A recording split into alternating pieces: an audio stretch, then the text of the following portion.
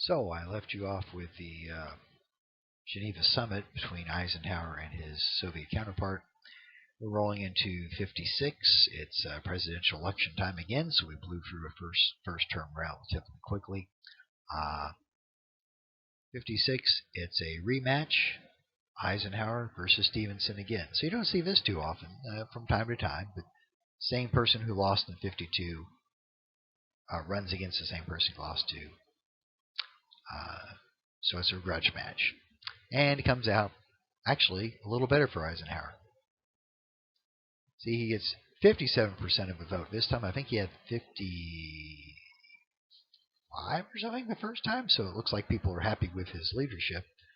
And so he gets another term as your president. Okay. Now, it says here in E, it says domestic standstill, 57 to 61. It's inferring like, well, nothing's going on. We're kind of like in a stale area, not a stale, a standstill. Okay, I don't really think that's fair. There's things going on. One thing that's happening that's not in the PowerPoint anywhere, but I'll mention it, is it was under Eisenhower that we started constructing the interstate road system. Okay, now, he'd been in Germany, he'd seen the autobahns, the high-speed highways, and it actually kind of ties in with the Cold War. Believe it or not, the book probably talks about this, I think. But one way they justified spending so much money in the interstate road system was it would allow us to move troops and military goods quickly and efficiently if needed. Okay, and so like I-35 and I-30, these are all date back to the passage of the interstate highway system in the 50s. Prior to that, you had U.S. highways like Route 66. U.S. highways, sometimes U.S. highways look like interstates. I mean, they're divided highways, sometimes high speed limits, but a lot of times they go right through the center of town, Main Street, stoplights. The interstates, don't have any stoplights, limited access on and off. They're designed for high speed movement, okay? And that'll help change the way that people travel. This is something that was going on domestically during Eisenhower's administrations. But the thing that normally gets a lot of attention is the increasing movement of the civil rights movement. Okay? The Brown versus Board of Education decision in 54 really kick-started it and moved it into high gear. Okay? So we'll look at a couple events here. They're not on the outline up here, but we got slides for them. So pay attention, jot these things down. One thing that happens is in 1957 is the attempted desegregation of Little Rock High School in Little Rock, Arkansas, which was a southern state, right? It was part of the Confederacy. Right? And it's very much a Jim Crow, segregated, black school, white school thing. But Brown versus Board has ruled that you can't do that anymore, and there are 9 black students. They're always called the Little Rock 9, which is one way you remember them. The number. Attempt to integrate or sign up to take classes at Central High School. Okay? This causes problems because honestly, a lot of people don't want them there. And I'm not going to say everybody. Okay, there's we tend to paint the South with this broad brush. They were all a bunch of racists. Well, certainly a lot of them were. Maybe even a majority of them were, but that doesn't mean they all were. Okay, and that doesn't mean that all Northerners were like open-minded, forward-thinking individuals. Okay. So anyway, but it's certainly worse in the South because of the social traditions that go back to the time of Reconstruction. So anyway, these students want to go to school. Okay, they're met by hostile crowds. This is a famous picture here. Pen. Let's do yellow since we're looking at black and white. Here's one of the Little Rock 9 trying to go to school. Look at this person. This woman looks angry. Man, I hope she's proud of herself now. And here's somebody yelling. I mean, this kid just wants to go to school, and there's somebody yelling at her like an idiot. Okay. If I recall, this woman here, just passed away recently, like in the last few years. I forget her name, but I seem to recall reading that the person from this famous photo had finally passed away from old age. Okay? Now, the governor of Arkansas, wants. I mean, this is a mob, right? Angry mobs. Mobs can be dangerous. Okay, so the governor wants to maintain order and peace. So what he does is he calls in the National Guard. Okay. Now, of course, his idea on how to stop mob violence is to refuse to let the black students into the school, thus appeasing the mob. Okay, but that will one way to stop the mob violence is to give them what they want. All right. Now, the Supreme Court has ruled that you need to have desegregated schools. You can't force people to segregate. You know, and the governor has called in the National Guard. Well, if you start reaching into your bag of military tricks and pulling out things, guess who has a deeper, bigger bag than the governor of Arkansas? Yeah, that would be President Eisenhower. Okay. So President Eisenhower, who's of course as the chief executive, his job is to enforce the laws. He sends in the 101st Airborne, which is paratroopers, okay, to maintain order.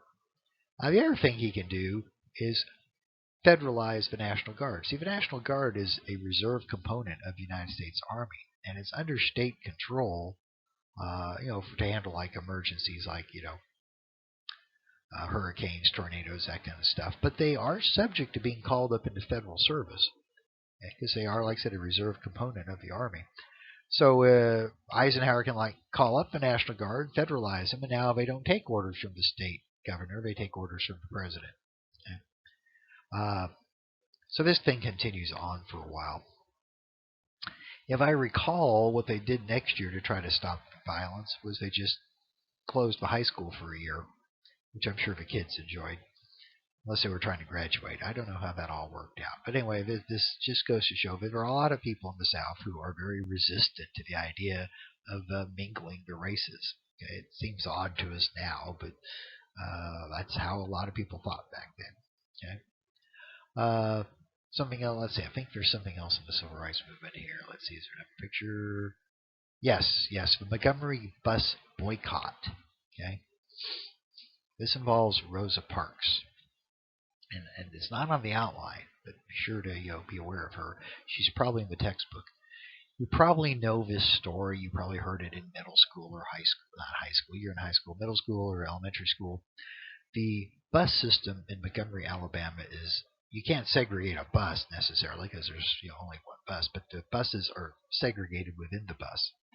So the story is that Rosa Parks, who was a black woman, got on board the bus, and there was a black section and a white section. The black sat in the back. Now, if a bus was, if there were not that many white people in the bus, the blacks could sit in the white section for overflow. But then if whites got on board, they were supposed to move or surrender their seat. So the story they used to tell is that Rosa Parks was a tired seamstress, sat in the white section, and then when some white folks got on board, they told her she would have to move. She refused. She was tired. She paid her fee, and she ends up getting arrested for this. That was his story. Now, there's different versions of this story, and I'm not an expert on this thing. I mean, I've read some, but one article contradicts another article. Okay? But Rosa Parks was a member of the NAACP. Okay? And it's speculated that she deliberately got on this bus at this time of day because this bus was run by someone. The driver was a real stickler for details, and rules. And so that she deliberately got on this bus, figuring it would get full at some point. She'd be asked to move, and then she could refuse. Okay. What they're hoping to do is trigger some kind of court case where it's very similar to the Plessy versus Ferguson thing. All right. But the legend for a long time was she was a tired seamstress and didn't want to didn't think she should have to stand or move when she was she paid her fare. Now, the two story. Now, another version of the story is that a white racist presented this story about her being in the NAACP to kind of somehow diminish from what she had done. Oh well, it was all a setup. The two stories aren't necessarily contradictory. Uh, she was in the NAACP. Um, she may very well have gotten on that bus, and then maybe the story they let get out was it sounded better. So I mean, I really don't know. Like I said, I've read one story that was written older, and then a newer story that's contradicts it. I actually have a reading about this, but I don't have a reading quiz to go with it. Maybe I'll put the reading up on Canvas that you could read just for your entertainment pleasure if you want it. I'll think about doing that, but it'll be in the book. But anyway, the important thing about this bus boycott is so Rosa Parks is arrested. So this boycott is put into place, and one of the people who rises to prominence during this boycott is this guy, Martin Luther King. Okay, he is one of the leaders who's helping organize the bus boycott. Okay, basically, the black citizens of Montgomery, Alabama say, "We'll just stop riding the bus then." All right? Now, this is going to hurt the bus line in its pocketbook because usually people who can't afford cars are more likely to ride buses, and blacks in Alabama are more likely to be poor. And so if the poor people stop riding the buses, the revenues from the bus company are going to go plummeting down. Okay? Now, so MLK starts to rise to national prominence during this boycott. And they organize all kinds of things. Carpools. Okay. Blacks who do have cars will pick up their friends and take them to work. You still need jobs, right? Still need money. Some white employers apparently would go pick up their employees because they need the work done. Okay, and of course, not every white person is a racist. Okay, and so some of the white employees would go pick up their black employees and bring them to work. Employers. So anyway, like I said, there's a whole article about this. Like I said, I'll consider putting it up on Canvas. But like I said, I don't have a reading quiz that goes with it. Okay? But here's, like I said, where Martin Luther King starts to get some national prominence. Okay? In 1957, Congress passes the Civil Rights Act of 1957. This is the first civil rights legislation passed since the Civil Rights Act of 75, I think? Okay, so since Reconstruction. Now, this one pales in comparison to some of the later Civil Rights Acts. All right. There's the 1964 Civil Rights Act, which is so much more important. That's what everybody focuses on. So the 57, I'm not even going to go into any details. In fact, I'm a little hazy on the details. The book may talk about it. But it is the first Civil Rights Act in some time, which shows that Congress is starting to rethink, that maybe there are some needs that need to be passed. Okay. Right. The final thing on this slide has nothing to do with civil rights. National Defense Education Act. I need to talk about that, but I'm coming up on the time slot here. So rather than start in the middle and then have to stop in the middle, I'll put this onto the next video. So we'll be back in a few minutes with the National Defense Education Act of 1958.